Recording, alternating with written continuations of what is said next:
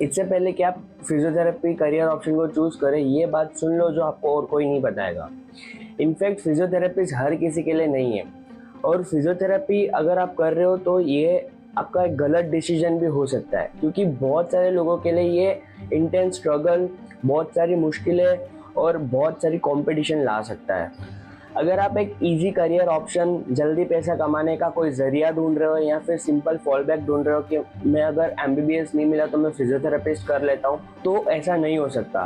Physiotherapy में भी आजकल बहुत इंटेंस कंपटीशन चल रहा है, और इसका कोर्स जो था वो 4 ईयर से लेके अब 5 ईयर्स का हो चुका है।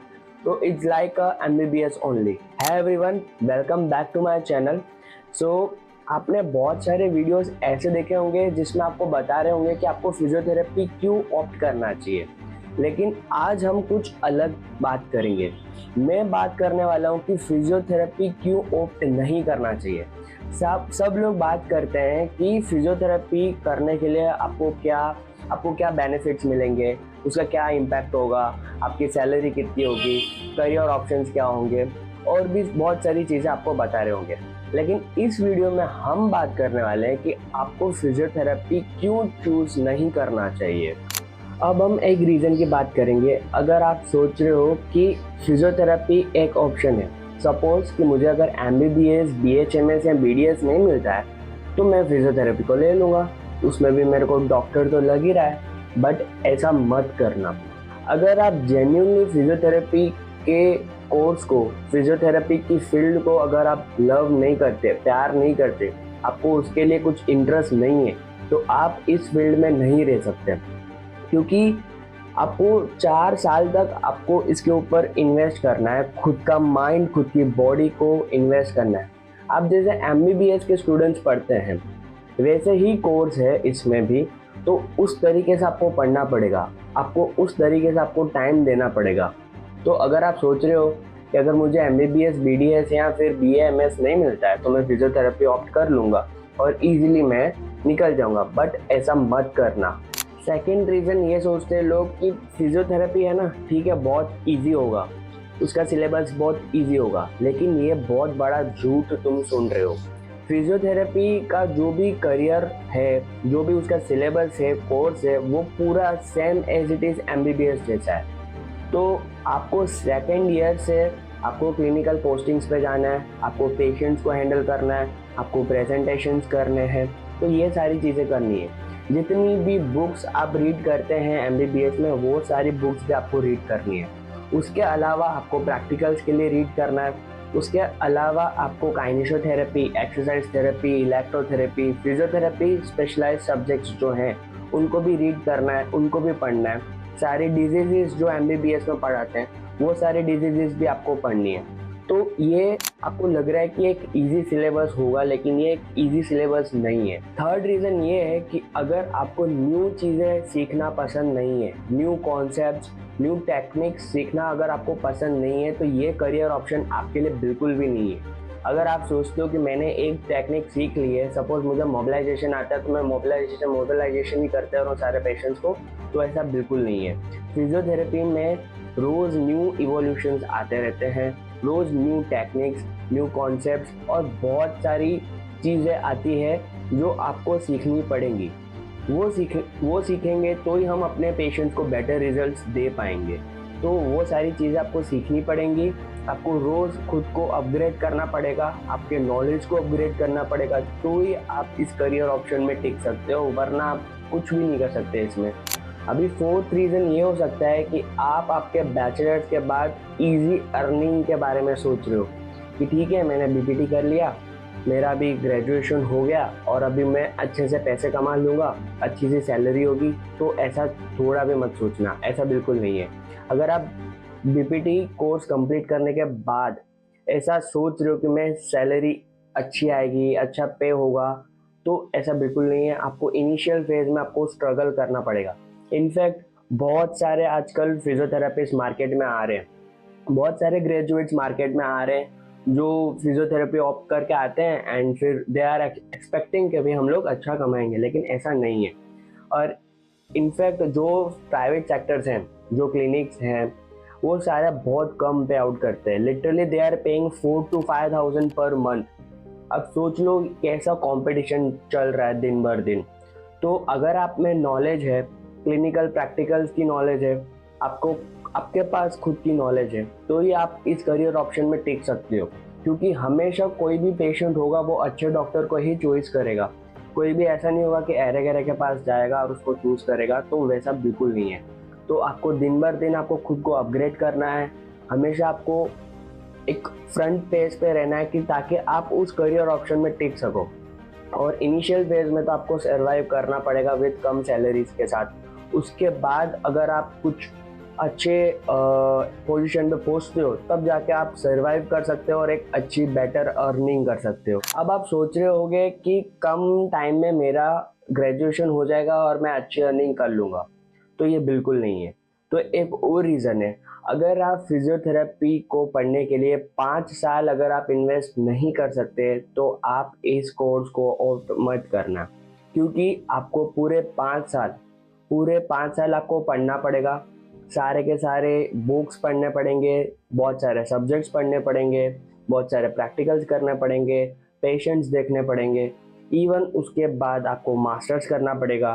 तो अगर आप एक लव और पैशनेट नहीं हो उस डिग्री को लेके, उस चीज़ को इंटरेस्ट में लेके अगर आप नहीं करोगे, तो आप इसमें नहीं टिक सकते।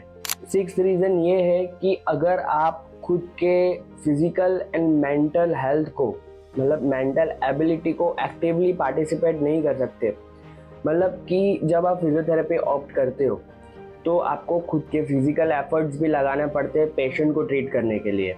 तो अगर सपोज आप एक न्यूरो पेशेंट को ट्रीट कर रहे हो, तो उसको ट्रीट करने के लिए आपको आपके फिजिकली उसको ट्रीट करना पड़ेगा। आपको उसको एक्सरसाइज करवानी है, उसको पूरा प्रोटोकॉल ट्रीटमेंट देना है।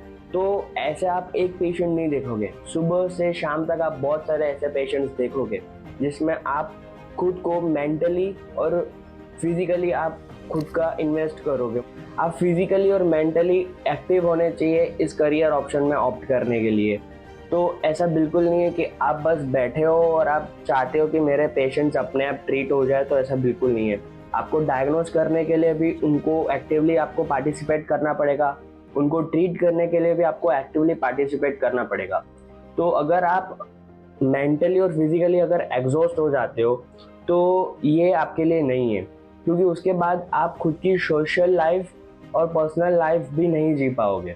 तो आपको अगर इन सारी चीज़ों को ऑर्गेनाइज करना आता है, अगर आप चाहते हो कि हाँ मैं फिजिकली एक्टिव हूँ और हेल्दी हूँ और आई कैन डू इट, सो तो ही आप इस चीज़ के लिए ऑप्ट करना।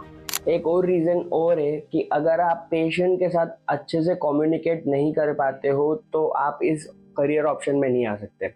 फिजियोथेरेपी में कम्युनिकेशन बहुत क्रूशियल रोल प्ले करता है। क्योंकि आप जब पेशेंट से बात करोगे, तभी उसकी कंडीशन को समझ पाओगे, तभी उसको डायग्नोस कर पाओगे और आप उसको ट्रीट कर पाओगे। लेकिन अगर आप उससे अच्छे से कम्युनिकेट नहीं करोगे, तो वो उसकी चीज़ें नहीं बताएगा, आप अच्छे से ट्रीटमेंट नहीं कर पाओगे और उससे डिससेटिस्फैक्शन क्रिएट होगी। अब डिससेटिस्फैक्शन से क्या होगा, पेशेंट आपके पास आएगा ही नहीं, वो ना ही किसी और को बताएगा कि भाई इस फिजियोथेरेपिस्ट के पास जाओ, इससे ट्रीट कराओ, वो नहीं बताएगा किसी और को, बिकॉज आप उससे अच्छे से बात ही नहीं कर रहे। तो पेशेंट से अच्छे से बात करने के लिए आपको एक्सट्रोवर्ट होना पड़ेगा, थोड़ा सा आपको समझना पड़ेगा पेशेंट को, उसकी कंडीशन को समझना पड़ेगा, देन आपको उसको ट्रीट करना पड़ेगा। और दूसरी चीज़ अगर मैं आपको बताऊं फिजियोथेरेपी ऑप्ट नहीं करने के बारे में, एक दूसरा रीज़न मैं अगर आपको बताऊं तो ये सबसे बड़ा रीज़न है कि अगर आप टॉक्सिक एनवायरनमेंट सहन नहीं कर सकते ना, तो आप फिजियोथेरेपी ऑप्ट मत करना। अभी ये शायद कंट्रोवर्शियल हो सकता है, लेकिन ये सच्चाई है। जैसे जैसे कंपटीशन बढ़ते जा रहा है, वैसे वैसे नेगेटिविटी भी बढ़ती जा रही है। आप जहाँ काम करोगे वहीं पे बहुत सारे लोग आपकी टांग खींचेंगे, आपको नीचा दिखाने की कोशिश करेंगे, और ऐसा होता है। ऐसा सिर्फ फिजियोथेरेपी में नहीं, ऐसा हर मेडिकल फील्ड में होता है। तो अगर आप खुद को पॉजिटिव नहीं रख सकते, अगर आप जल्दी से टूट जाते हो, मेंटली आप सहन नहीं कर सकते उन सारी चीज़ों को, तो प्लीज़ इस करियर ऑप्शन में ऑप्ट मत करना। इनफैक्ट इंडिया के बहुत सारे पार्ट जो हैं वहाँ पे फिजियोथेरेपी के बारे में अवेयरनेस ही नहीं है।